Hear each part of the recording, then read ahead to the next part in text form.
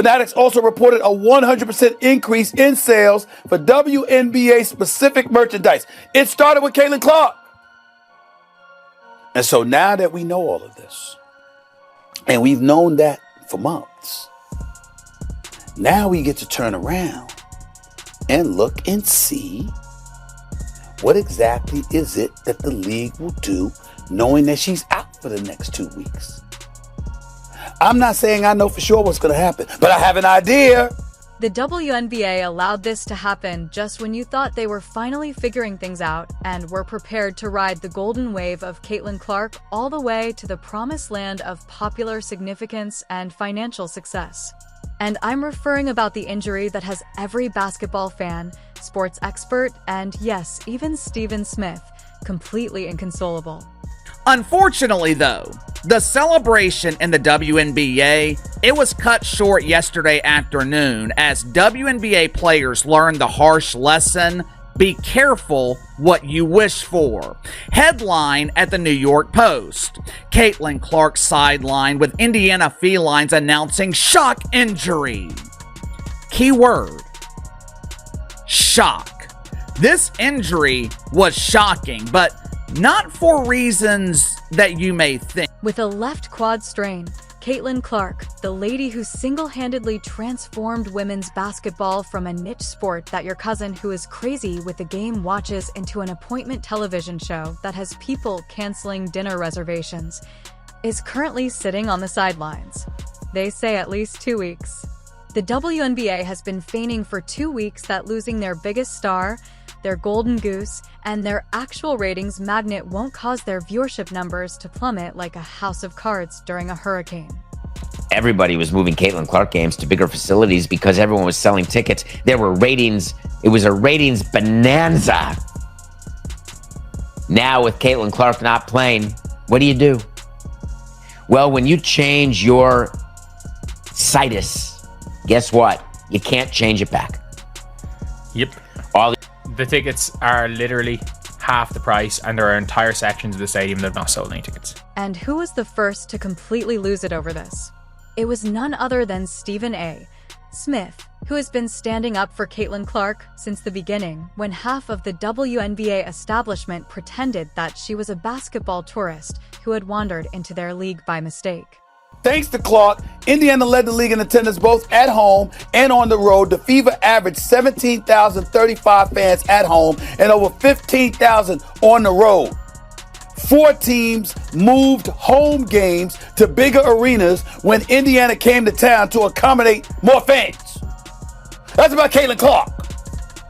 How do we know this?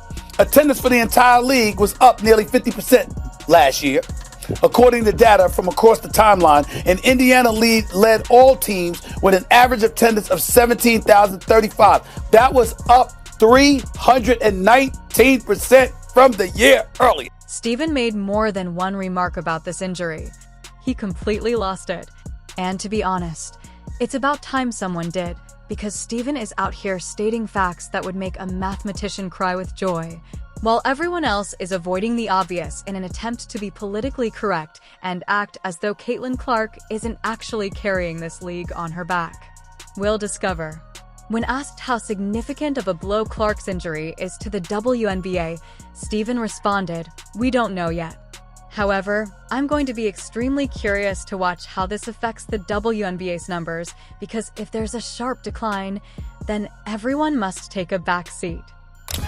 We'll find out.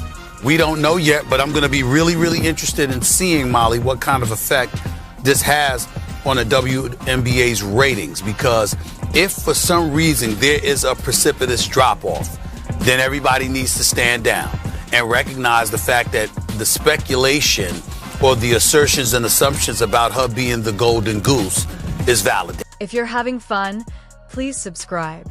Oh, Stephen, you are a lovely, brilliant, logical being. Because the man is essentially sitting there with a stopwatch waiting to record the precise minute the WNBA recognizes they've been undervaluing their most important asset. Isn't that what's going to happen? It's like listening to someone whine about being broke while ignoring a pot of wealth. And the man shouting, "The gold is right there," is Stephen.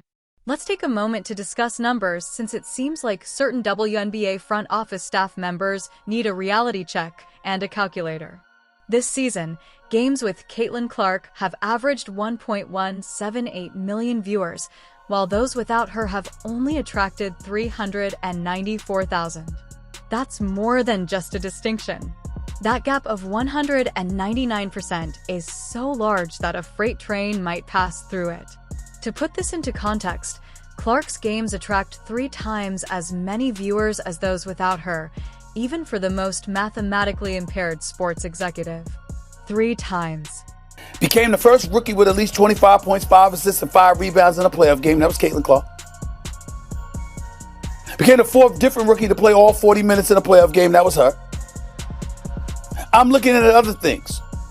6 different league television partners. This is last year. This is last season, because this is the Caitlin Clark that we're talking about. 6 different league television partners set viewership records that year, her rookie year, for its highest viewed WNBA game.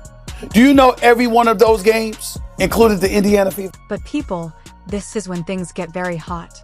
Not all of Stephen Smith's grief stems from the injuries. He has spent months preparing for this moment. This man has witnessed the WNBA fumble in its attempts to manage its biggest star. He has witnessed the league's leadership, including Commissioner Kathy Engelbert, respond ambivalently when they ought to have been organizing ticker tape parades. And he has witnessed legendary players like Cheryl Swoops acting more like Clark was an intruder than the much-needed savior. Now that Clark is hurt, Stephen is basically screaming, "I told you so," in the most dramatic manner imaginable. Acknowledge that the rumors, claims, and presumptions that she is the golden goose have been confirmed. Stephen went on, and you will know that you ride that wave if that occurs. All boats rise with the tide, and if this is the WNBA's magnetic pull and her absence during the next 2 weeks as a result of that quad strain is more proof of that, then everyone must embrace that, get down, and ride the wave. To put it another way, the WNBA's ratings are on the verge of collapsing, and Stephen will use those figures as a sledgehammer to attack everybody who has been too arrogant or obstinate to acknowledge what has been clear from the beginning. Tide lifts all boats. And if this is the magnetic traction that draws viewers to the WNBA, and her absence over the next 2 weeks due to that quad strain is providing further evidence of that, then everybody needs to accept it, stand down, and ride that wave. I'm going to be really interested in seeing how the ratings are going to look without her over the next 2 weeks. Let's make sure we come back and ask me this exact same question after she's been gone for those 2 weeks. Let's take a moment to look back and discuss how we got here. Caitlin Clark became a one-woman economic stimulus package after joining the WNBA. The most-watched WNBA game on ESPN channels ever, the season opener between Clark's Indiana Fever and the Chicago Sky, attracted 2.7 million people on ABC. That number is not just remarkable, but almost miraculous for a league that has been struggling for relevancy for more than 20 years. Here's the kicker, though. Instead of the WNBA brass dropping to their knees and thanking whichever basketball gods delivered this gift to them, we got this instead in different press releases and generic social media content. They seemed ashamed of their own accomplishments. Too afraid to acknowledge that a single player might have such a significant impact. This was witnessed by Stephen A. Smith in real time, and his frustration has been steadily growing. He has seen Clark break attendance records, fill venues, and ultimately bring the WNBA into the public eye, while some players and commentators pretended she wasn't deserving of the spotlight. We know what she brings to the table, but people wanted to hate because why? You had a bunch of players in this league that watched this young white girl come along and take the league by storm, and they resented it because they saw the marketing prowess that she had. They ignored the fact that you got chartered flights because of this girl. They ignored the fact that ratings were going through the roof because of this girl. Instead, they resented it because they said, yo, we were doing stuff long before Caitlin Clark got here, and y'all wasn't paying attention then. But now the young white girl comes along and y'all want to sit up there and shower all of this praise and all of this attention that was earned before she ever came along. The resentment is understandable, but it's not about Caitlin Clark. It's about what she represents. My point is, grow up. Rather than applauding the rising tide that was lifting all boats, the man has been defending Clark from detractors who are more concerned with preserving their own egos.